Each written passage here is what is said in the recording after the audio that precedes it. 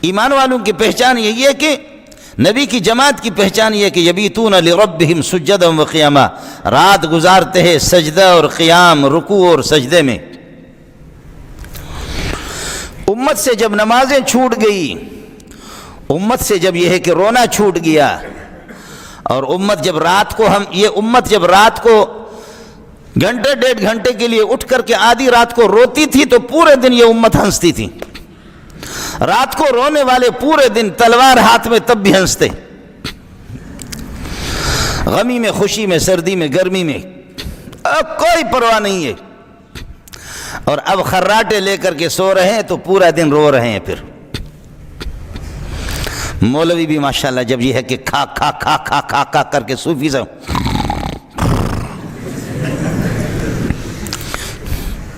ایسے پرانا ٹریکٹر جا رہا ہے، دبا دبا کر کے، جی کسی کو اٹھنا نہیں۔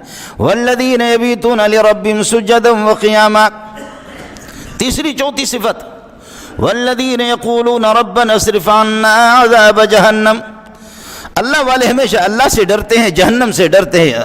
پروردگار ربنا اصرف عنا عذاب جہنم، اے اللہ عذاب جہنم کو ہم سب سے ٹال دے، اے اللہ عذاب جہنم کو ہم سے ہٹا دے، اے اللہ جہنم کو ہم سے دور کر دے، ہمیں جہنم سے دور کر دے۔ سب آمین تو کہہ دو۔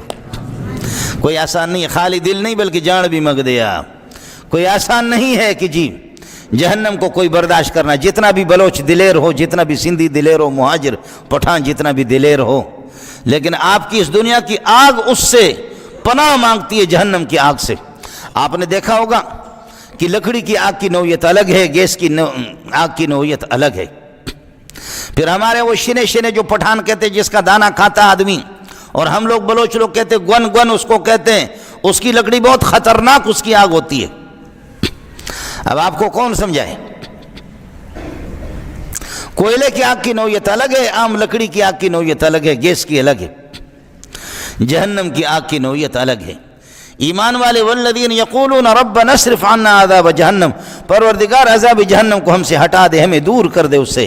ان عذابها کان غراما، عذاب جہنم کا عذاب ایک تباہ کاری ہے، بربادی ہے، ہلاکت ہے۔